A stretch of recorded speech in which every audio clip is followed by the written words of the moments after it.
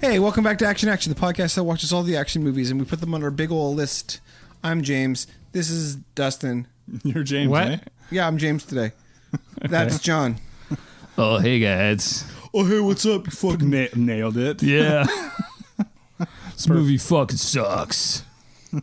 Boo. I'm John. That's Dustin. This is James. Go ahead, James. Yeah. So before we get into this, we were talking about a little show called Steven Seagal Lawman. Uh-huh. Sure were. And I should have remembered this because I listened to Behind the Bastards, a great podcast, where they talked about Steven Seagal. And we were discussing where Steven Seagal Lawman took place. And I just want to read this little bit from the Steven Seagal Wikipedia. Steven Seagal Lawman is an American reality television series that aired on A&E for its first 2 seasons and Reels for its third. It starred actor and martial artist Steven Seagal, performing his duties as a reserve deputy sheriff in Jefferson Parish, Louisiana, seasons 1 and 2, and Maricopa County, Arizona. That's Joe Arpaio. Season 3. It premiered in on December 2nd, 2009. I just want to say this. According to Seagal, production. On April 14th, 2010, the Jefferson Parish Sheriff's Office announced that production of second season episode had been halted due to a lawsuit filed against Steven Seagal on April 12th by his former personal assistant, Caden Guillen. Guillen complained Seagal committed sexual harassment, illegal trafficked women for sex, failed to prevent sexual harassment, retaliated against her, wrongly terminated her employment, and made false representation about her employment. And again, also alleged that she was also asked to join Steven Seagal's harem, which included 2 Russian women, and again was to be a replacement. On April 3rd, 2010, Seagal's attorney, Marty Singer, yada, yada, yada. Jefferson Parish announced that they would not launch an investigation. We'll skip to season 3. Maricopa County welcomed them with open arms and said, Sheriff Joe said, "Come on home, Steven." That shit's legal here, basically. Yeah. So this motherfucker was sex trafficking. Mm-hmm. Allegedly. Allegedly. I mean, this stuff. I mean, we'll get into Seagal later when we talk about the movie. But yeah, these kind of stories come up again and again. Is this why he fled the country? He's in Russia. I think. Well, I know he's in Russia. Partially because of this, yeah. From what I understand. Mm. Cool. This is why I hate doing Steven Seagal movies. Why? What do you mean? It was a different time, John. Let's do a 2013 was a different time. Should we do a Woody Allen movie next? Oof. Does he do action? Is there a Woody Allen directed by Roman Polanski? I'd like to get into that. Oh, Knife in the Water, New York. Well, we'll get into Steven and his various picadillos. Yeah, so you can cut that if you want, but the audience should know who we're talking about, I think. This is Dustin's favorite tour. A tour. He is like the greatest action hero of all time. I have some actually flattering things to say about him in this podcast, which sucks. I mean, you can't knock his hair. For one. Before we get into Above the Law, that's the movie we're doing, right? Sure is. Is there anything you want to talk about, James? A swing or a miss? I got a swing and a miss. Oh, here we go. So 1-1 count for James. I watched Repo Man. Nice. Which was great. Isn't it so fun? It's so bizarre. It's so bizarre. I was expecting one kind of movie and it totally turned into a different one. So, yeah, it was good. I liked it. And then the miss is Jumanji 2. Oh, the 3, isn't it? 3? Is it 3? The Reckoning? The next Jumanji level. 3, The Reckoning. Is there 3? Well, if you include the original Jumanji. Well, yeah. You don't. Why would you not? That's a completely different franchise. That's a different franchise. It's the same series. No, because they even have things appear from the first movie. No. Is Spider-Man Into the Spider-Verse like number 7? Yes. It encompasses all the dimensions of Spider-Man. Hoisted by his own petard. So, I think not. So it was brutal. I do not recommend it to anyone. It was one of the most boring pieces of shit. What if it was your worst enemy? The Next Level? That's what it was called, right? Yeah, The Next Level. I didn't watch it. I almost watched it on the plane when I was coming back from the UK. Really? The jokes are so bad. I don't think I laughed once. Did you watch Not even a smirk. Did you watch the one before? Like the previous one with The Rock? And well, of course. Almost every Rock movie I watch. You know me. It's either okay. The Rock or Adam Sandler. The previous one I thought was okay. Yeah, the previous one was okay. Okay, so this one's just a dramatic drop in quality. It's brutal. I'm sure it did awesome at the box office. Probably. So there'll probably be another one. But yeah, avoid. And then I watched a bunch of cartoon movies. Oh, yeah. Like Ratatouille and Awesome. Big Hero 6. That was pretty fun. Underrated. And Brave. Brave. Never watched the whole Brave thing. is me. Yeah, I thought so. You guys hate women. Yeah, that's what it is. John. What did Classic. I watched this movie called The Vast of Night. It's a newer movie. Have you heard of this, John? I started watching it. I fell asleep. Science fiction movie. It's so fucking good. It's great. So I watched the first half of it, and it is. Did you get to like when the guy calls in when they're on the? Nope. Oh, okay. I don't think so. I don't know. I was like, it was really, really late at night when I started watching it, so I don't even know how far I got in. But all I know is that I was just like, this movie is so awesome. Yeah, I really liked it. It's very like a small budget science fiction thing, and it's kind of framed to be like a Twilight Zone episode. But it's just pretty cool, showing what you can do with very little, like some ingenuity and some hard work. It's just a cool, I don't know, it's like, it takes you back to those 90s days of when everyone was obsessed with aliens and stuff like that. But it's just really well done. Like, yeah, there's some really good filming techniques in it. And it just feels different. There's a moment where he decides to just go black with the screen to just listen to what's being said by a character, and it's like so effective. I was like, no one ever does this. Like, you don't not show anything on the screen in a movie, right? It's pretty yeah. But I've heard it referred to as being like incredibly bold. Yeah, and confident. Yeah, for sure. There's some, and it's a debut too. Yeah, but as for a debut, like bold and confident, and like I felt that when I started watching it. I wish I could have finished it. I just haven't got back to it, but yeah, I really liked it. Yeah, I liked it a lot. The ending is, I thought, left a little to be desired, but totally worth watching. Stephen King wrote it? Yes. What else I want? I don't really have an avoid this week, unless, well, I rewatched the thriller Arlington Road.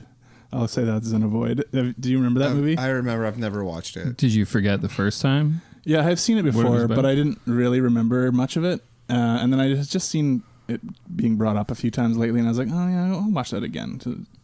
And Jeff Bridges and what's his fucking face? Tall drink of water. Was married to Susan Sarandon. Tim Robbins. Tim Robbins, yeah. Joan Cusack, Hope Davis. Yeah, Joan Cusack's in it too. So yeah, it's a thriller where Jeff Bridges he teaches a course at a university about like extremist groups within the country. Mm-hmm. Spoiler alerts for 1999's Arlington Road. And then he has Tim Robbins and Joan Cusack move in nearby. They're his new neighbors, and he becomes friends with them. But then he starts getting suspicious that Tim Robbins got something weird going on. Mm-hmm. Also, Jeff Bridges' wife was an FBI agent who was killed when they raided a compound, sort of like a Waco type situation. Right. So there's all this weird stuff, but it's just so like, I forgot, like, we used to get a lot of those types of thrillers, especially in the 90s, where it was just like super overwrought, like over the top dramatic and stuff. Mm-hmm. So I don't know. Does it turn out that Tim Robbins is an extremist? He is. And he is like a bomber? I will say the ending of the movie is very clever. So yeah, he works. I mean, it's very implausible because we do see extremist groups a lot these days, but what? What? Boogaloos and whatever. But I wouldn't say that word. Racist. But this guy is, it's like a very organized thing, and it's like a whole like structured group hide, and they just they hide and pretend they're like normal everyday people kind of thing. Like sleeper cells. Right. Oh, jinx. So I will say, I mean, and yes, spoilers if you haven't seen it. The ending is clever because what happens is, Jeff Bridges thinks that this bomb is being sent into this FBI building in a van, and he races there in his car to get there. Mm-hmm. And they open the van, and he thought they had abducted his son as well. And he thought his son was in the van, and they get there and they open it and it's nothing in there. And he's like, what is going on? And then he realizes like they put the bomb in his car. And so then it blows up, whatever. They succeed in their goal. Jeff Bridges dies. Oh. And the end of the movie is that you realize, earlier he had been teaching these classes about how it's always like this one lone crazy person takes the blame for these things. Mm-hmm. And the whole thing was like an elaborate setup. They purposely moved next door to him so that they could set him up to be this crazy lone bomber person. And then they remain invisible, right? And they continue on to the next project where they do this kind of thing again. So kill him and his kid, and that's the end of the movie? I don't think his kid dies, but he does. So wait, what was the purpose other than killing him? The purpose was to blow up the FBI building. Oh, I see. I can't be against that. All right. I mean, I wish there was nobody in there. Yep. Make sure janitorial is out. So, but the whole thing was this elaborate scheme so that Jeff Bridges ends up being everyone thinking, oh, and he was acting so erratically in these last weeks before he died and blah, blah, blah. You mean Michael Faraday? That's the one. So Oliver Lang played Michael Faraday like a puppet. Yeah. It's a ridiculous movie, but I will say that the ending almost saves it just because it's just the way that they had shown it throughout the movie where he's teaching these courses about this stuff. So wait, and then, this is an avoid? Yeah, it's an avoid. All right, let's get into Okay. me. I went back. Dustin surprised me last week with the revelation that I was not on the most current season of The Good Fight. Oh, right. So I banged that bitch the fuck out. You're all caught up I'm now? on the last episode of the new season. Oh, yeah. Liberal porn. Porn, huh? Liberal porn. It just makes you feel good to be quote unquote white and progressive. So is that's in a different section of the dad porn? Yeah, if you're going through... It's not dad porn. No, dad porn is like... fetishes. Yeah, dad porn is like... Like if I'm in the porn store, going to the porn video section, I'm Which going is still for a thing, totally. Yeah, so you're yeah. Taken is in dad porn. dad porn. Yeah, this is in liberal white guilt porn. Right. Okay. It's along with anything made by Aaron Sorkin is also in that section. It's on liberal white guilt. Okay. It's a fun show. Yeah, it's fun. It gets like really kind It's of wacky. fucking... It's ridiculous. It's so stupid what's happening in this new season. It's just fucking dumb. It's Memo 618. yeah. It's like, what the fuck? Come on, this is dumb. Watching Sounds that, like fun. I got Diana's watching the good. It's not The Good Place. New Girl. What's it called? New Girl. What about it? Who's that girl? It's Jess. New Girl. Yeah. Yeah, New Girl. So I watched a couple episodes of that. Had one of my favorite jokes. So I realized there's this subsection of jokes that I've always realized I love them, but this just really showed it. I was eating some food and on my phone, not watching an episode. And what's Jake Johansson's character's name? Jake Johnson. Jake Johnson. That's it. Yeah. Shit, I can't think of what his name is on there. He was like talking to he's talking to somebody and he's like like why he dropped out of law school, and he dropped out of law school, and then Nick, that's it. And then after law school, he joined a alt country ska band, and I really I've thought of this before, but like now I'm just like telling everybody, whenever you just make a joke about ska bands, it's just automatically really, really funny to a certain segment of people like that were alive in like the 90s. Would you not say? Any reference to ska? Any reference to ska is just like, it's just funny. So that show's been over for a while, isn't it? You just as far as I'm concerned, it's over after the 3rd season. Am I right, guys? Oh, high ouch. fives, bang. No, it's fine. It's fine. It's a fine show.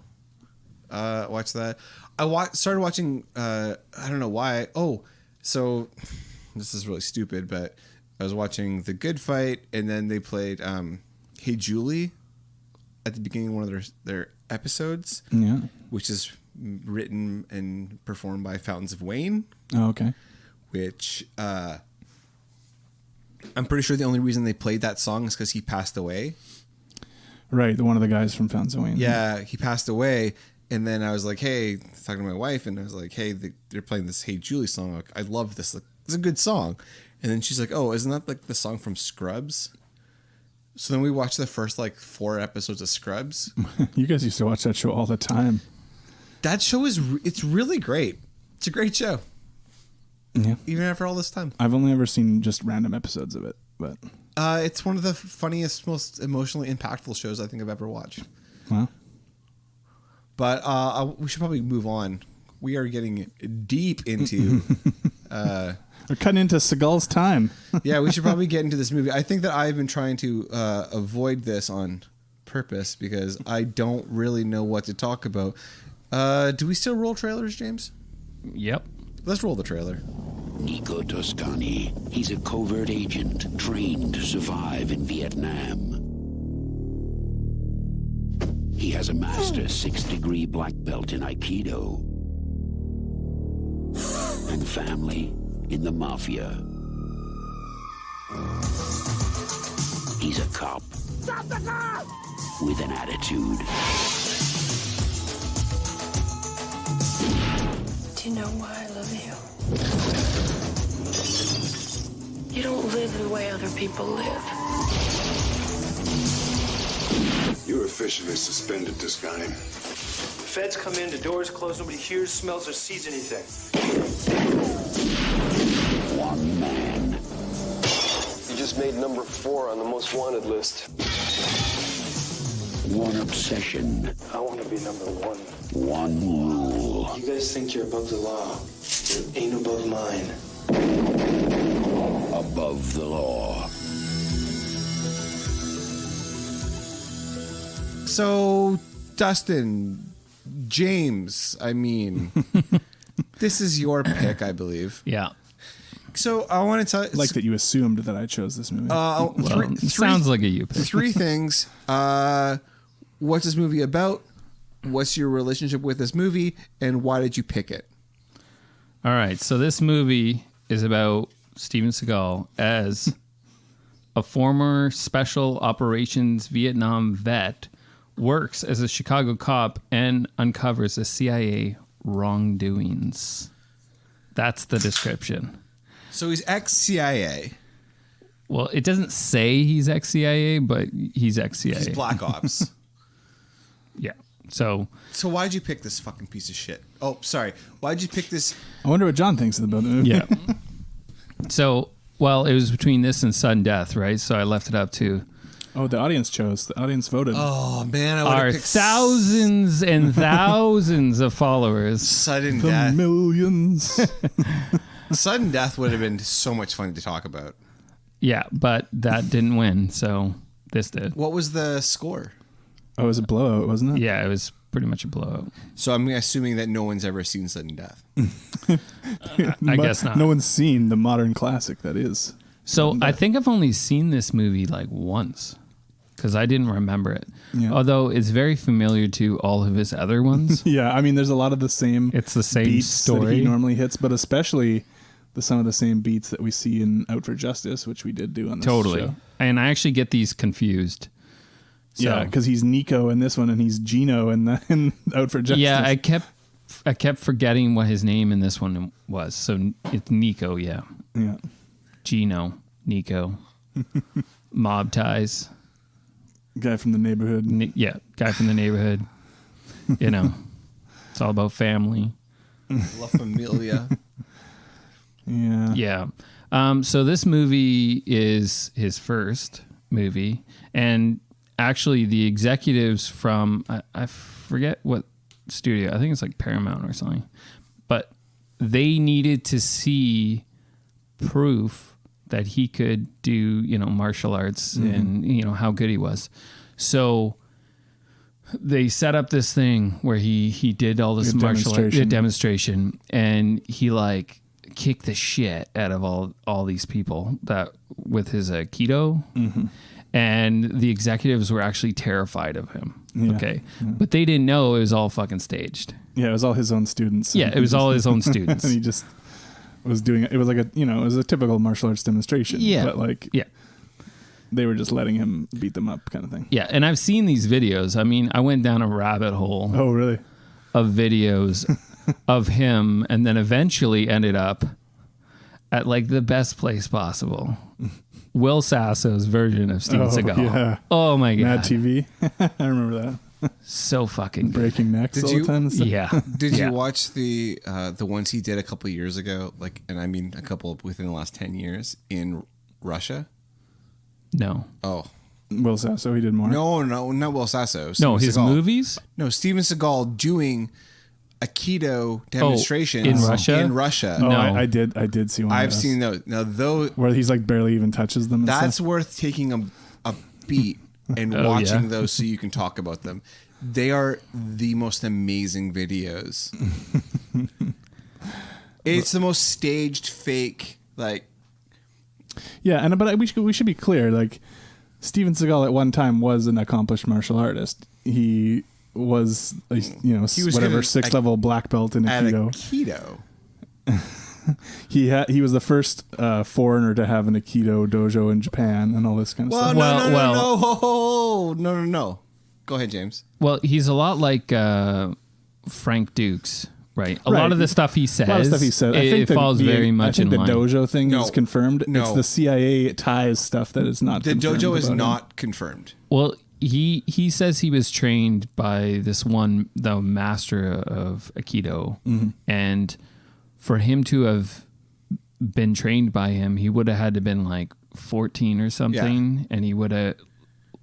Like, it just is not possible. None of it lines up. It doesn't line up with his age. He's a fat kid. What are you telling me about Steven Seagal? No, I mean, I hate to break this to you. I'm pretty sure he's from... Like, I'm not listening. If I remember correctly, I mean, I'm getting things confused, but I think he's like a fat kid from Michigan who like... He was not a fat kid. He apparently was like a tiny, scrawny kid. Whatever. And he... almost everything that he's ever said about his entire career is made up. Like, none of it is real. He did, practice these things, but from what I understand, none of the accomplishments. Okay, well, I was reading last night. I didn't say anything about. I want to read some of this shit. I want to get into it. You should listen to I've read about Seagal again and again. I've never seen anyone actually dispute the. You should listen to the Aikido Japan stuff. The Behind the Bastards on Steven Seagal. Okay, I'm going to do that. He's an investigative journalist. Yeah. That's all he does.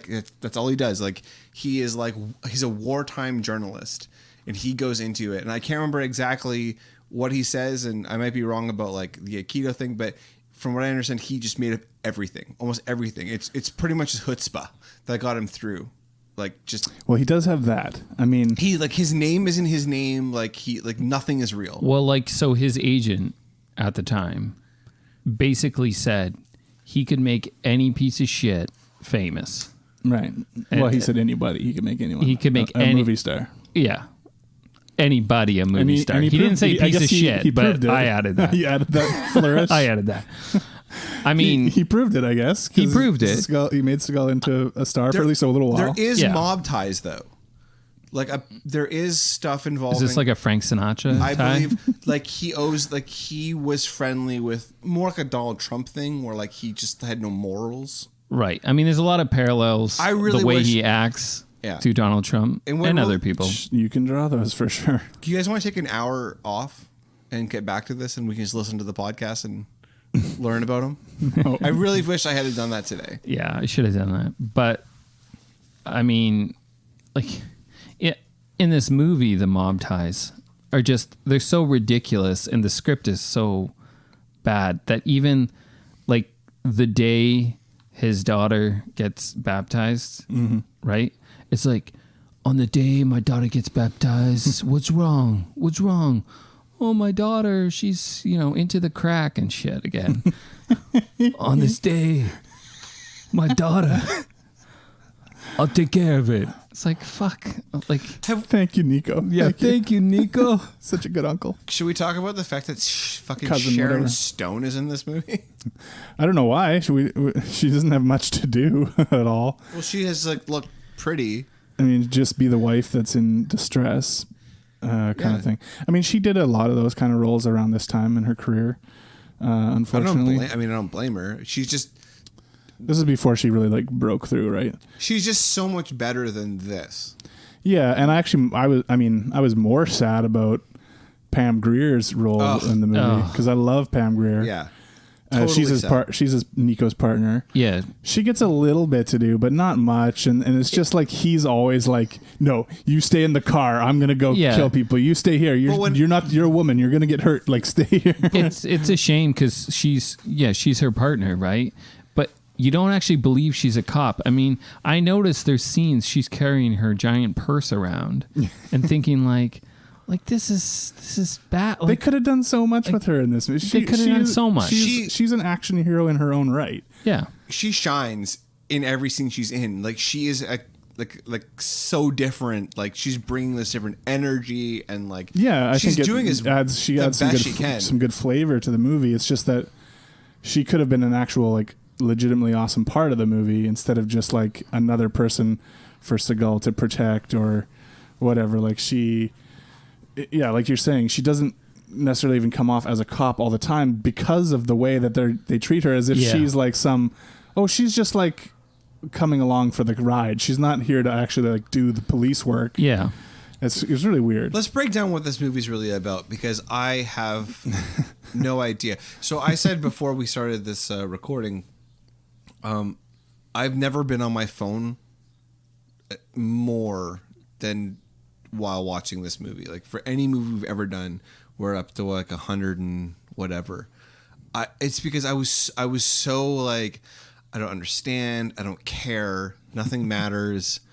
Like this is the most convoluted film I think we've done on the podcast. I don't know if I'd go that far, but it's a pretty convoluted plot. Well, I was reading Roger Ebert's 3 out of 4 star review of this film. I saw that. Oh, It wow. was shocking. And he was saying that the movie has 50% more plot than it needed. I saw but that. He still seemed to quite enjoy the picture. Fucking Ebert, though, he was like, he always had that little bit of like, you're a bit of a weirdo. You know what I mean? Disparage the man in death. Oh, fuck, I don't give a shit. He's dead. Like, what, we can't talk about fucking Billy Graham now? Wait, why was he a weirdo? Because he has these, like, he has these, Because he had a different opinion than... no, he has Than these, you? I think he has these weird hot takes on some baffling movies. Sure, but I think everybody has that, right? Like, he's the if you same. go through, if you went through a whole, like if any of us were film reviewers and you went through all of our shit and I was like, I give 5 stars to Top Secret and you guys give 5 stars to Teenage Mutant Ninja Turtles, people be like, Fuck yeah. you fucking weirdos. No, Yeah. no. I stand by it. You said weirdos. Weirdo. You fuck. Once again, I'm just going to say anybody who's watched Top Secret after the age of 12 does not like it. Boo this man. So yeah, the plot of this movie, let's see if I can unravel this. I honestly have no idea what the plot of this movie is. So Steven Seagal, ex-CIA, Yeah. has a run-in with Henry Silva. who's like a total, even more black ops than him, back in Vietnam. It's the guy that pushed Pisses him him out off. of that meeting, Yeah, or that confrontation at the beginning. Right. So then years later, Seagal's a police officer working in Chicago. Gets onto this deal that's going down. Thought it was about drugs. Turns out it's about military explosives, which the FBI gets involved, stops him from doing the investigation because there's ties to CIA, and they are trying to use these explosives to kill a senator who has recently been giving them a hard time about various legal discrepancies within the organization, the CIA, because they've been doing crazy shit. So they decide they're going to assassinate this senator. And meanwhile, there's also a plot about some Central American refugees that are hiding in this church. I mean, who gives a shit, though, if they talk? Really? What are you talking about? Like, if those refugees... Because they want to kill the refugee. Well, they want to kill the one priest. Yeah, because they think that he said something or is going to say something. But he's not a refugee. No, he's an American. He's just watching. He's the one who's like keeping the refugees safe. Yeah, but like, why not just assassinate the senator and then move on? I mean, you're not gonna. I think that there's like nobody's gonna think you did it. Yeah, it doesn't make much sense. Like none of it makes sense. So I'm not going to pretend to understand what's happening in this movie. I just told you. Fuck. Were you But listening? is there? Or are you looking at your phone again? No, I wasn't. You watched me. Is there something to be said for movies like this and just this way of thinking where, like, people want to be shown that there's this elaborate, like, conspiracy, right? Where things are being covered up. Mm-hmm. When in reality, there are really bad things, but they're not being covered up. They're just being done in like straight up like sunlight. Right. Well, now, yes, certainly. I think more blatantly than ever. I think perhaps. always, but like, and that's how you really get away with it. And where like movies like this almost make fucking stupid people feel better because they're like, yeah, like, well, we do stop stuff. A story in a movie is more, is more fun, more interesting if it's like a secret society is doing these things. This movie doesn't. Mm-hmm. This movie just takes all of those ideas and puts them into like. It's trying to do everything. Why not just add Harry Potter? Like, there's just like. Well. Also, there's like trains. Have you ever seen the Chuck Norris movie Code of Silence? I haven't. I want to. It's the same director, Andrew Davis. So apparently, it's like almost the same movie. Yeah, I was reading that, and yeah, I mean Andrew Davis made a few of these types of movies. So when they got this script, I forget who they said it was supposed to be for originally, but Clint Eastwood. Clint Eastwood. Conor McGregor. That would be odd. In the future, they rewrote it. Yeah, and Seagal and this guy. Yeah. And Seagal wanted to work with this director because he liked Code of Silence so much. So he just rewrote Code of Silence. He kind of rewrote Code of Silence. Did it again, yeah. So, but also this movie has a lot of the same plot points as Lethal Weapon, which came out a couple years before it. Yeah, that's true. The guy that was a CIA, Black Ops, whatever, assassin, and then he has to deal with let's talk about his former boss or whatever. Sorry. So the plot of this, why couldn't they just deal with the stuff at the beginning where he's like a military guy, just deal with that in like a flashback or something aspect. Like they just kind of like draw this movie out really long. Can I take this one? Sure, go ahead. Because they're bad at making movies. Oh, okay. They're bad filmmakers. I don't think Andrew Davis went on to he did Under Siege as well, which we all agreed I think was at least competently made. Did he do? And then he did The Fugitive. I also recall us being like, Under Siege sucks. Well, no, I think we were all kind of middle of the road. I think that I recall. We were impressed with Under Siege because Under Siege 2 sucked. Yeah, right. I thought that for some reason I thought that we were like, Under Siege is not nearly as good as we thought it was. No, it was the other way around where we were thinking 2 was better, but then we did 2 and we were like, it's not very good. No, you guys thought 2 was better. And then we did 1 and it turned out 1 was decent. Anyway, I think Andrew Davis actually does have some ability, and he's at least competent as a director. Or he became competent. Well, I don't think he does a bad job in this movie. It's just not a particularly standout job either. Like, there is a lot of stuff you could trim from this. Well, I think it's a lot of Steven Seagal being allowed to change, the plot or change the script, because, he just, you can tell in the movies after this where Steven Seagal gets his hands on the script and he Well, and we've seen this too with all these action guys seem to be very hands-on with their movies, right? Yeah. Like Stallone. JCVD seems to edit a lot of his own movies. Mm-hmm.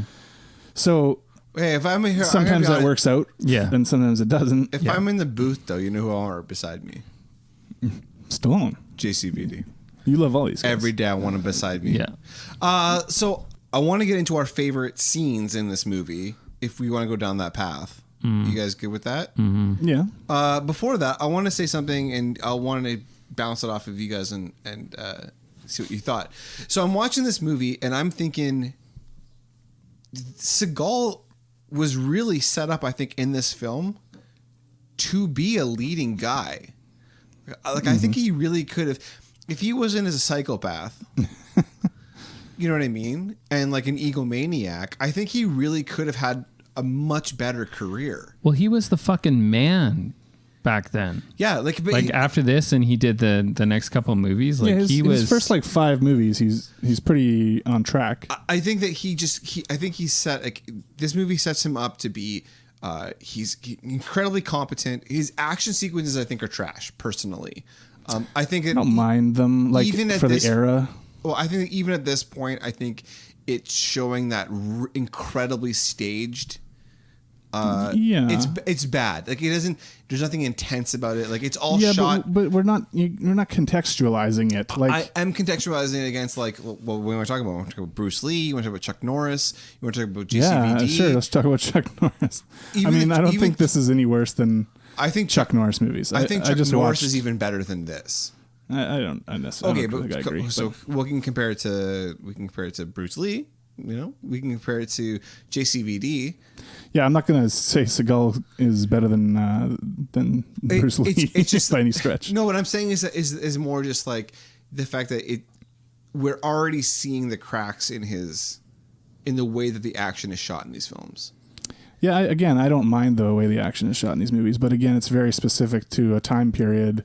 When I was a kid renting these movies over and over again, so it's like something that I'm used to having watched. Yeah, I can look at it and go, "This is not."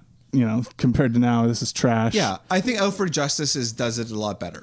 Personally, Out for Justice kind of takes this movie and improves upon it in every way. I agree. But what I think that what you get with this movie is you get like an incredibly competent, like masculine, strong, like figure, which is what you want in a movie like this. I think he has some screen presence. Yeah, until he starts running. Yeah, he's running. He can't run. I thought the same thing. My God, his running. I definitely want to talk about his running because it is so bizarre. And we've brought this up before, I think, on another episode. Yeah. He runs so, like, he is the anti-Tom Cruise. We have a t-shirt, by the way.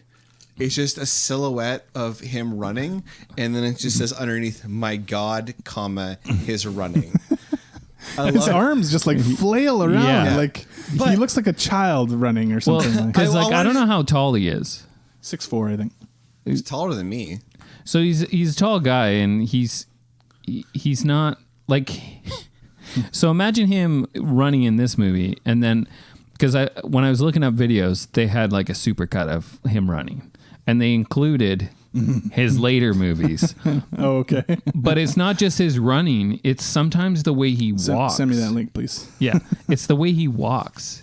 He does a little dance kind of. Can you post that link to the Action Instagram? Yeah, oh yeah, I will. I want to finish this. Sorry, I keep coming back because I really want to talk about like the rest of the movie, but I just want to know you guys' thoughts on like this thing of like, do you think that like he was given almost everything, like physically, like his voice, like his physical looks and all that kind of stuff, to be positioned to be up with like Arnie and like Sly. Well, I think that was the goal. I know it was the goal, but I personally think he could still be here.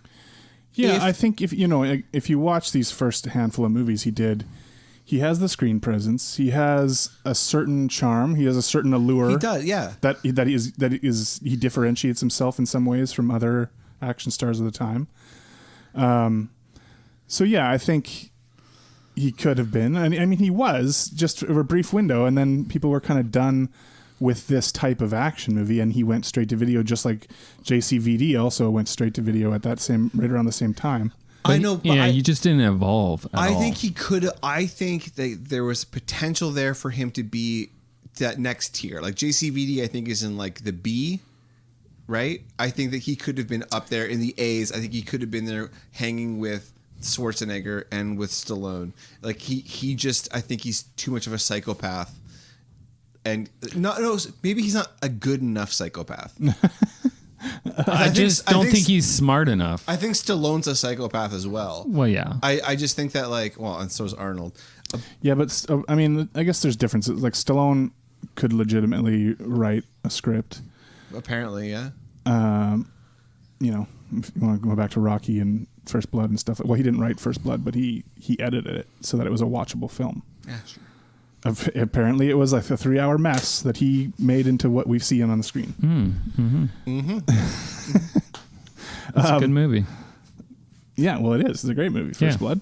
So anyway, point is, I don't know what was the deal. I mean, yes, he started from an early stage, started having a ton of allegations of sexual harassment on sets, of assault in the 80s, guys. Yeah, like it started early. These sort of dressing room, what do you call it, casting couch type of sessions, But I thought if you owned it, you can just go in there. Oh, no. That's only if it's a beauty pageant. A beauty pageant, I don't know, right. the actress that was in his movie On Deadly Ground claims that she was raped by him as she went to his house for what she thought was supposed to be an after party for On Deadly Ground. Right. Turns out she was the only one there with him. Wow. That's definitely not the only allegation. Oh, no, there's tons. There's tons. Jenny McCarthy said that he wanted her to take off her clothes for an audition. Joanne Chen, by the way. We should give her a name. Yeah. We shouldn't. Yeah, I couldn't remember her name. But I know, I'm just saying that we should, we should give these women names. So I don't know if that's the stuff that held him back from going further, or maybe, people just became less interested and we started seeing some box office drops when we get to the Under Siege 2 era. Well, I'm sure that probably had something to do with it, because I mean, I would, just as much as there's a lot of scumbags in Hollywood and a lot of behind the scenes stuff that you never hear about. I mean, now you hear more after Weinstein, but yeah. I would imagine that you get a reputation, people don't want to work with you. Yeah, and you limited your... He also had a bad reputation with stunt people, right? Who claim that he hits people on purpose during making a movie. And his attitude is that he treats them like shit and stuff. Yeah, so in this movie, he actually broke his nose in the end scene. Yeah, his nose got broken. Yeah, his nose got broken, and yeah, so his nose got broken in filming the end scene, and he had to go to like the hospital and ice his nose all night. I have read that he has like a small dick complex where it's like he's always trying to one up.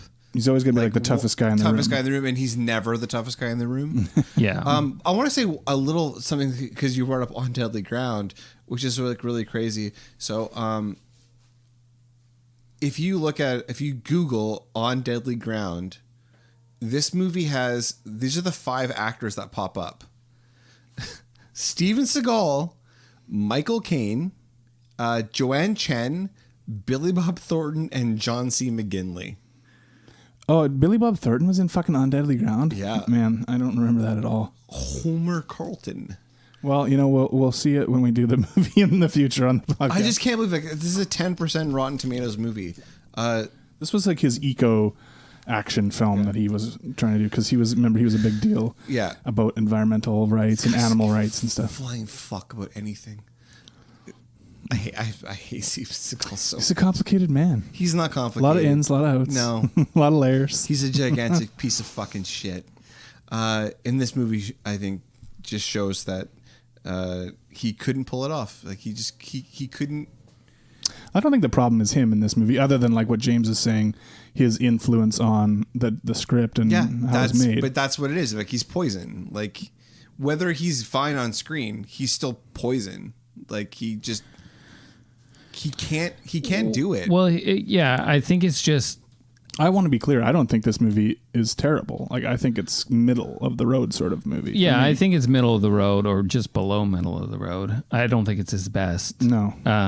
Out for Justice is way better. Out for Justice is his best movie. Well, that's what I said, and you guys were like, "This movie fucking sucks" when we did it on the show.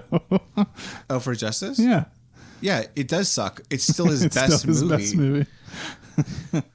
So it's like Steven Seagal's like 10 out of 10. Yeah, if I go, but it's for regular people. It's like a 4. Yeah, yeah. If somebody says to me and they're like, "Oh, fucking, I don't know, what's a Wes Anderson movie?" I don't know. They're all Life Aquatic. Life Aquatic sucks for Wes Anderson. It's still a great movie. How dare you? Yeah, that hurts. It's like my second feels favorite pain. Wes Anderson movie. No, it's not great. I think you have to be in a certain mood to watch a Steven Seagal movie. I mean, Sure. Even in this movie, his first movie, the ego he has just oozes through. Absolutely. I mean, that obviously carried him a long ways in some respects. Like his cocksure sort of attitude. Like, it took him to being a guy in a fucking movie, from being a guy who like ran some failing martial arts dojo or whatever here in America, or in America. Yeah.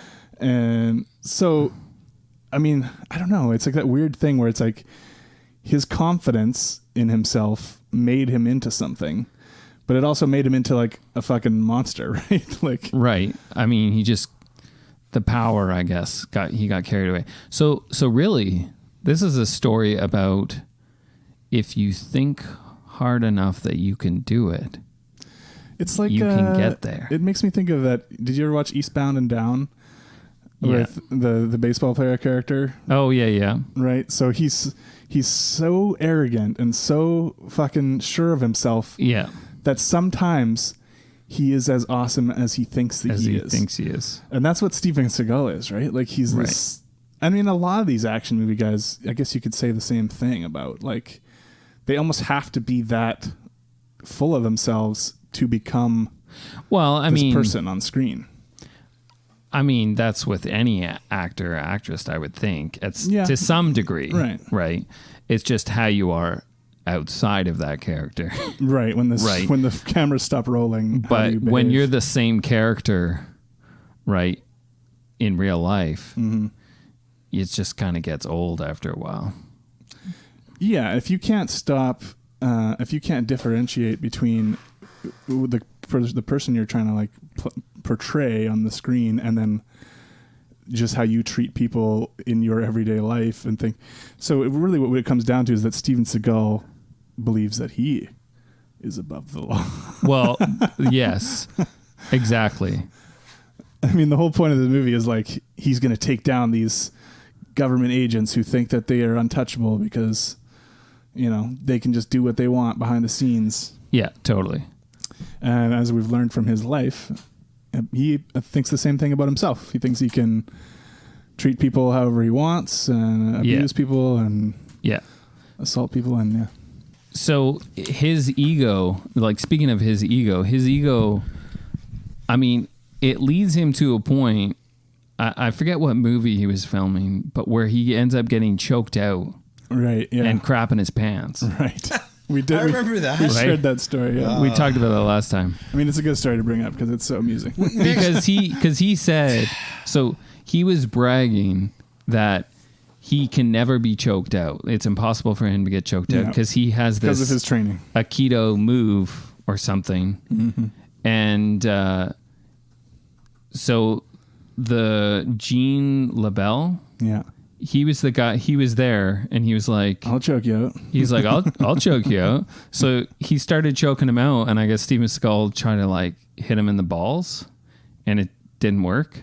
And he didn't let go, and then he just eventually went to sleep. And then yes, the story goes that he shit himself. Yeah, which that story's hilarious. Like, I mean, I don't know if it's true, but it's a great story. I hope it's true. I hope it's true. It's probably true. I mean, we might want it to be true. Oh man, I don't give a shit. Libel me, motherfucker. You shit your pants. Yeah. Come at me from Russia. Yeah, from Russia. Or Serbia or wherever else you have citizenship. You fat, racist, fucking sexual predator. The weird thing about, I just find him such a weird character as a person because... Isn't he America though? He's a Buddhist, and he was into these environmental and animal rights issues. Meanwhile, he abuses human beings. So can I can I bring up something that I know. Like we don't. He's a country singer. Oh yeah. So we've been talking. Our politics are well known, especially me and somewhat James, but we don't really like. I used to try to like sneak it in more, not sneak it in, but just be very abrupt about it. Sneaky lefty. Yeah. What a subtle guy. But years ago, I said that Steven Seagal is the action movie star equivalent of Trump. Right. And I hold to that still to this day. Mm-hmm. He is a piece of shit who has no morals, who has nothing, who is a complete opportunist, who will say and do anything. He doesn't actually believe in anything. He just does whatever he has to do. That's something that's really hard to say qualitatively because it's my opinion. Right. I'm not saying it is. I'm not saying it's hard to know what's actually going on inside of a person, even one as fucked up as Steven Seagal. And that's fair, and that's fine to say. But let's look at his actions. Yeah, we've seen by demonstration that he's... By a demonstration of his actions, he is a complete piece of shit who will do anything and say anything to further his career and a persona. Like, he's a Buddhist who rapes and sex traffics, and he lives in another country now. He lives in Russia now because he can't live in America for fear of going to jail. And he does fake demonstrations of his power in front of children. I get the Trump and I'm just saying, like, you can't prove it, but like, well, I'm not talking about proving it. I'm just talking about like how people are fucking complicated. So he could have been all for animal rights for all I know and still be a piece of shit to people around him. But I can say that about we can say that about anything. Like, sure. I'm not trying to defend Seagal. I'm just saying it sounds like it. I'm saying that people are complicated. Yeah. I mean, animal rights isn't a left or right issue here. Okay, let's get that straight. All of us are vegans, Dustin. But like, when did Lawman come out? That was like, well, you just looked it up 2013 or something. I think you said, or 2012. He was with the most fucking racist piece of shit, Sheriff Arpaio. But watching that, I mean, for me personally, watching that is like, oh, I can like reminisce about these movies he was in, and think about, he's a piece of shit, but like it's kind of funny in an ironic way. But nowadays, it's not cool anymore. It's not funny. And so it's like, oh yeah, I kind of have a soft spot for him, but yeah, that shit is not funny anymore. Yeah, I mean, I don't think I would say I even have a soft spot. No, I'm not saying that. I'm just saying like it was a different time, and it was easy to reminisce about back in the day, but it's just, that's not right. I get what you're saying. What I want to say is this. Okay, I never watched Steven Seagal Lawman. I always thought that it was fucking total trash. Did you guys actually watch this show? Well, how do you know it was trash? I watched it. And I thought it was great. And it was great. I never saw it. It always struck me as really, really scary when an Well, he didn't have a gun or anything. No, but he's just watching cops do this stuff. Is, this is what it was. Okay? He was deputized. Yes, but he didn't do anything, did he? He drove a tank. Yeah, but it's all for the show. For a show. But it's what bothered me was what they did around him to make a TV show. Yeah. So like when you put cops in front of a camera, right, it automatically puts them in a situation where they want to make good TV. Yes, which I means understand. It heightens what they do, which means that they do crazier stuff. Yeah, it was a gimmick, obviously. That shit wouldn't fly now. I mean, that's reasons. endemic of all reality television, right? But that's not an excuse, Dustin. It's not an excuse. I'm just saying reality television is a bunch of bullshit. It is bullshit. Except for even if he wasn't a cop, the people that he was with were cops. Right. Yeah. So like the law did crazy. They pretty much made a show that was called Jackass Cops. Yeah, I'm saying the problem is reality television. No. And then when you apply it to something like police. I mean, the problem isn't reality television. The problem is the fact that cops are susceptible to reality television. That's insane. Right. And that's why the show doesn't exist anymore. Which was but 6 years ago. Cops has been on the air for how long? It's gone now. I know it's canceled now. 6 years ago. Yeah, but I've been against cops for a long time as well. So. Okay. Yeah, I understand. I'm talking to Dustin, James. I know you understand. I know you. So in Lawman, that basically that show was they would, pull people over or whatever they would do, and it'd be like, it's like Dog the Bounty Hunter, right? Right. You got to find Jesus, bro. Right. It Get was off just the ice, man. Yeah, it was basically Steven Seagal doing that. Right. It was his version of like, oh man, you're Steven Seagal. It's like, listen, you need to not do this, and that's all it was. Mm-hmm. I understand what you're saying. Cops and TV shows. The difference is that Dog the Bounty Hunter was just a guy. Like he was just a dude who was a bounty hunter. Yeah, who's taking off the ice.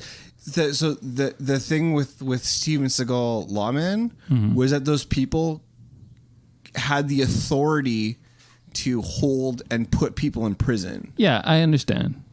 I don't keep talking about all this I think extraneous shit. This is we're down a weird rabbit hole. Get back to I need to defend Lawman. I don't want to talk about it because I just feel it's just like I can't unpack it all. Like it's just like and I don't have the emotional energy to deal with it. Yeah, let's get back to. I think my next pick scenes. is like the first season of Lawman. That's my next pick. You can't make us watch a whole season of that. Oh yeah. Hell yeah. I might quit. Come on. Oh, that's your breaking point? That's your avatar? That's your avatar? That's my avatar. An entire season of Steven Seagal Lawman. All right. We all have our breaking point. I think we went down a rabbit hole, even for me, where it's just like, I understand, like, we're talking about something that's like between the three of us here. That's just like. No, I mean, it's fair to. We don't really want to call out Seagal on his shit. But we should also talk about the fucking movie. Okay, so here's my big thing about this movie, which I find so difficult to talk about, is that I don't know what happens in this movie. Read it out for you, man. I know, I understand, but it just goes to me, it just felt like it went from generic scene to generic scene, and like there was nothing that stood out. There was nothing that was interesting. I didn't understand what anybody was doing and why they were doing it, but not in a fun way where I'm just like, what's the mystery? Yeah, there's a lot going on. Like I just want to just be like, if I'm gonna watch people just like have like dope like shootouts, like that's cool, and like I'll watch that like fucking all day. Like just have cool shootouts, like just. Show me like where there's like 4 or 5 guys mowing down that car. Yeah, but like a very mob hit kind of look. Yeah, and I didn't understand who was on whose side, and there were so many characters. Well, there was some weird connections too. Like he goes into that bar early in the movie, and it's the scene that is repeated in much more effective fashion in Out for Justice. Yeah, totally. Where he beats up the guys in the bar, and then that's what I thought. Yeah, there's that weird slimy mullet bartender guy. So then that guy goes. He keeps coming back. He keeps coming back. He goes to the cops and is like part of the setup to get him suspended. Right. He's testifying about how they were mistreated by Seagal. And then later, he's now all of a sudden with the fucking CIA Black Ops guys that are trying to kill Seagal. Yeah. It's like this bad haircut got him to so many clubs. Well, he's very striking to look at. His weird hair. He looks kind of like a hobbit who wanted to be in like a fucking hair metal band or something. Yeah, it was really bad. But that guy keeps popping up, and I think that was part of the problem I have with this film. Is that like I personally thought that the action sequences were just like not good. Like, I thought the shootouts were all the same. I thought like the Aikido was just boring and not fun for me. I still get a little bit of joy out of the Aikido. I mean, I think it got better after this movie, but I get what you're saying. Yeah. So, and the thing is that to me, it just felt like the same like 3 scenes just like repeated over and over again. There was definitely a repetitive nature to some of it, especially the Aikido stuff, because like in the opening of the film, which I kind of liked the opening where it was showing the pictures of him growing up. Oh, those are actually him. Yeah, those are actually him, yeah. Then we see him doing a demonstration where he's beating up students. Yeah. Just like he did to get the role or whatever. Mm-hmm. And I'm like, oh, I actually think that stuff's kind of cool, the way he clotheslines people and does these takedowns like viciously. Yeah, and so I think it looks cool, and Jake that's part of why I was into Seagal as a kid. Was like his takedowns looked kind of brutal in a way. You like his takedowns, yeah. So, but then the problem is you see him demonstrate, I don't know, 3-4 different maneuvers in that opening segment. Then as we go through the movie, can I interrupt you? No. As we go through the movie, can I interrupt? Is that? So what you were saying there, 3 or 4. So all the moves in Aikido? I don't know what the moves in Aikido are. I think you saw them all. There are 4. Yeah, there's 4. I'm sure it's a fine martial art. So then later though, when say he gets in a fight with those guys in like that guy's corner store with that guy who's like the worst actor I've ever seen on screen who runs the store. The teller, yeah. He just does the exact same maneuvers that we saw him demonstrate in the opening sequence. Yeah.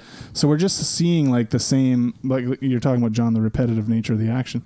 We already saw him do these exact maneuvers. Now here he is doing them again to somebody else in a different setting. So that scene was just so weird because the guy was like, no, not in my store. Yeah. Right?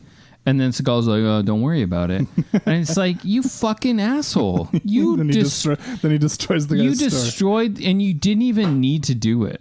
Like, the way that he did everything. He throws them through all the cases and into the produce. And are you going to pay? Like, to me, it would be hilarious if he just, like, got some, dished out some money and threw it on the ground. That would be hilarious. The thing is, that's funny. Yeah. And, like, that gets you on the side of the hero. Yeah. Like, that gets you to be like, oh no, like this guy, like he's like, oh, don't worry about it. Like, nothing's gonna happen. He just walks away. And then it happens. And like, if Seagal had whipped out his like wallet and just thrown like $1,000 down, you'd be like, you would not have asked where that money came from. You would just be like, this is the kind of guy who has that kind of money. Yeah, and he's gonna put his money where his mouth is.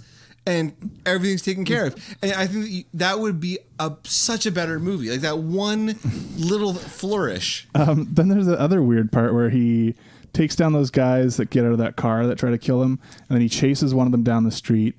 And then for some reason I don't know why they just decided to add this onto the scene. There's a guy standing there. He's like, hey, that's my buddy. Yeah. And he goes over to Seagal. He's like, what are you doing to my buddy? And then Seagal just like one punches him like in the chest or whatever. And then he walks down the street. And walks away like a cool guy. But like, why even add that on? We just had an action sequence where he beat up like 6 guys, or he killed them with a sword. I just want to say it's called a John Young special. Well, it's just a weird add-on to the end of the scene. Well, he's got to have a scene where a guy's taller and bigger than him, and he takes him down. Right, okay. It's in his contract. It's his contract. Yeah. We're learning a lot about these contracts lately. I mean, the lines, they're not even that great. There's not even like... No, there's not really any snappy... the only one I can think of is where they get that truck and they see they're busting open the... Oh, to see the C4. Yeah, and they're like, what kind of drugs are these? What kind of high is this? Yeah, the Sky High. Sky High. I'm like, oh my God. Really? Seagal? Come on. Yeah. Come on, give me more. I mean, it's no blood bank line. I'm going to take you to the bank, Governor Trent. The blood bank. Yeah. That's the greatest line in Steven Seagal. Oh no! You know what? What is it? Marked for Death? Is that the Marked for Death, the yeah. witch doctor? Yeah, the voodoo. The voodoo. Stuff.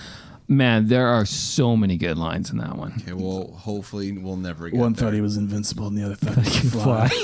They were both wrong. So good. Yeah, but Gold. Okay, we're doing that one next. Next week. whose pick is next? Mine. Yeah, I don't know. I mean, there is a genericness to the movie. Okay, so I want to back up to the genericness part of it. Like, it's not just that there's genericness to the movie. Like, I can't look at this as anything but through the eyes of what I've seen, because I have this movie holds nothing for me. Like, I knew nothing about it going in. It holds no like nostalgia, but also it holds no like air of like reverence, where like we'll watch some like Arnold movies or some like Schwarzenegger movies, and it's like, oh, I've never seen that movie, but I know at least a little bit about this, or like it holds a certain spot, right? This movie is just I'm coming in cold, and it just does nothing for me. Like it just completely lays flat, and I can't help but look at it through like any way other than that. Mm-hmm. Like, is that unfair? No, I don't think so. I mean, yeah, no. It's a weird thing where it's like, okay, well, if you're not watching the movie and you're on your phone, then it's like you're not seeing all of it. But if your movie is not keeping your attention, you're looking at your phone. Well, I mean, I'm just saying, we all look at our phones during movies, like, but no movie have we watched in 100 and like, what are we at? This is like, I don't know, 33 or something. Oh yeah, we're moving towards 33. 150 movies. No movie have we watched that I've ever been on my phone this much. Yeah. Like that to me, something signals there that like there's a disconnect between like anyone enjoying this. Like, anyone enjoying this. It's just so bad. Like there was nothing grabbing me, and like I can't even tell you a favorite scene I had in this film.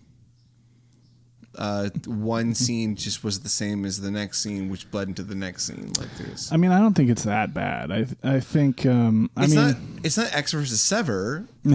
No, I mean, which points at itself and says, "Look at me. I think look at how bad I am." I think some of the action is a bit repetitive. I think there's a couple like little parts that stand out. The part where he backs the car out through the parking garage and the guy falls down onto the train tracks is kind of a bit fun. yeah, I don't know. The parts where he's like slashing the guys with the swords is kind of fun to me. But nothing is like, yeah, this is great. I got to watch this again. Make sure I see this again kind of thing. yeah. I think it's a lot of talking.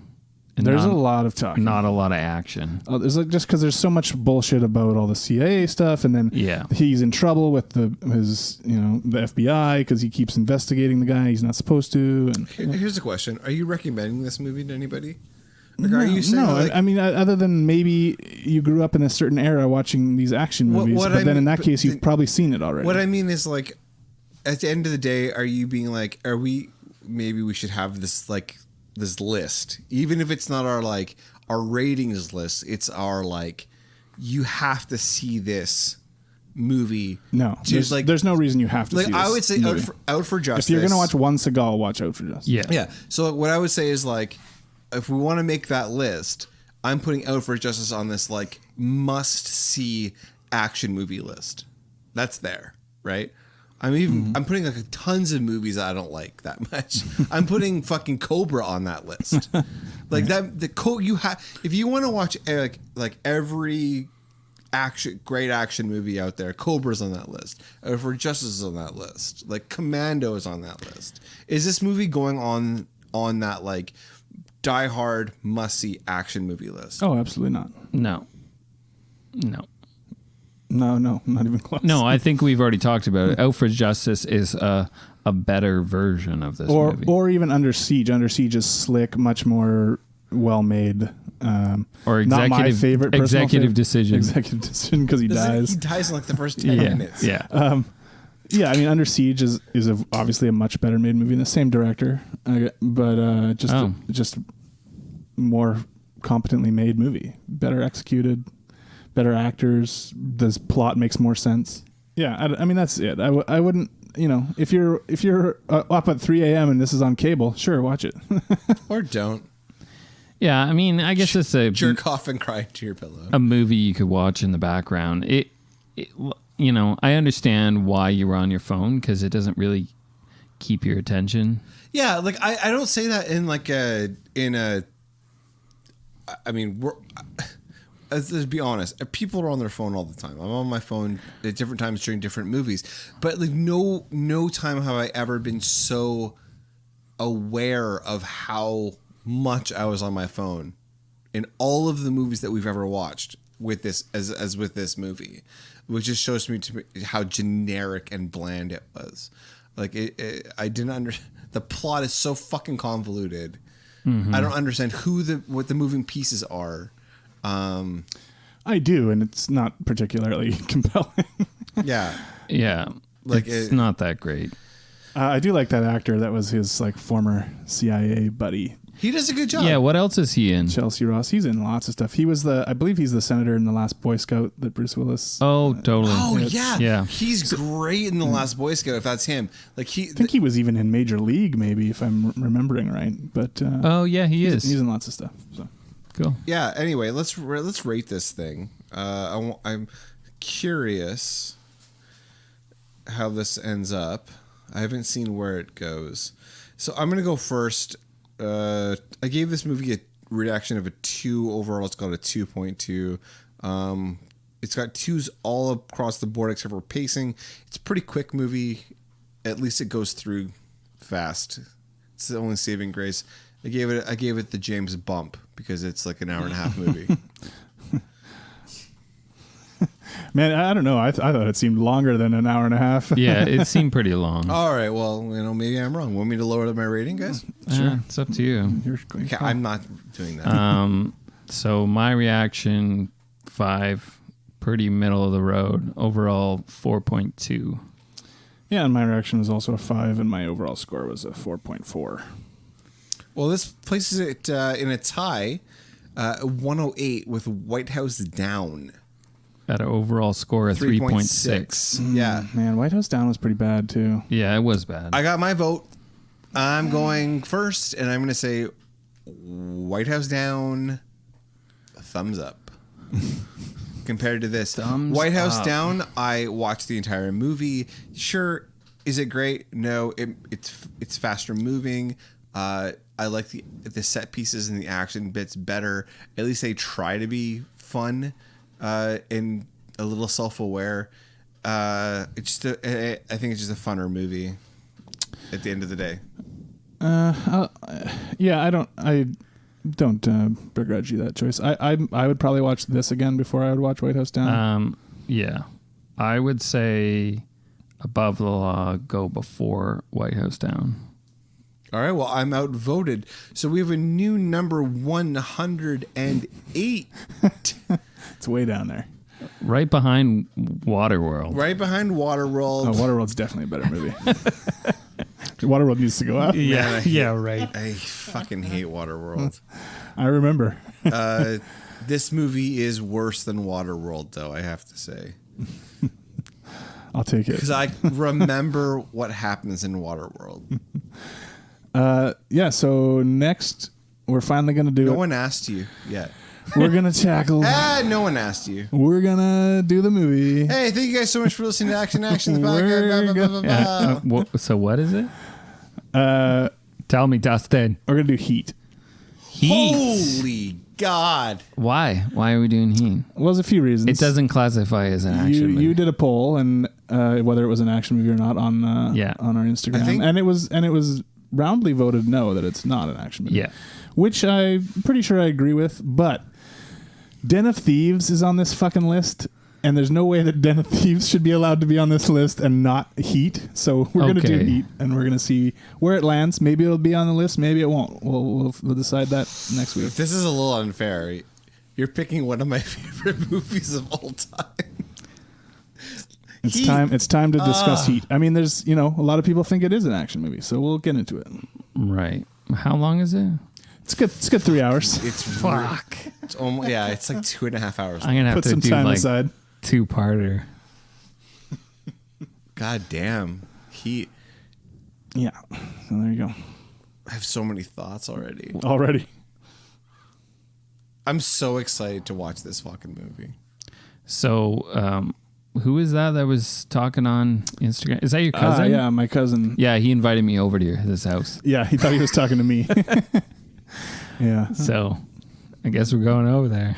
Yeah, Oh, we'll all go over. Yeah, exactly. We should go record at your cousin's house. Yeah, I don't know about that. Yeah, so yeah. Oh, he wants us over, eh? Yeah, he invited all of us. Does he make us dinner? Oh, probably, I assume, if he's any kind of host. Yeah, right on. We need another guest. So, Heat. Wrap it up, man. Do your thing. Unless you got more to talk about. Unless you want to bring up more plots about. You guys want to talk about cops? He thinks he's above the law. Thank you guys so much for listening. It means the world to us. Please check us out on Instagram, on Facebook, actionpodcast.com, and we'll see you next week.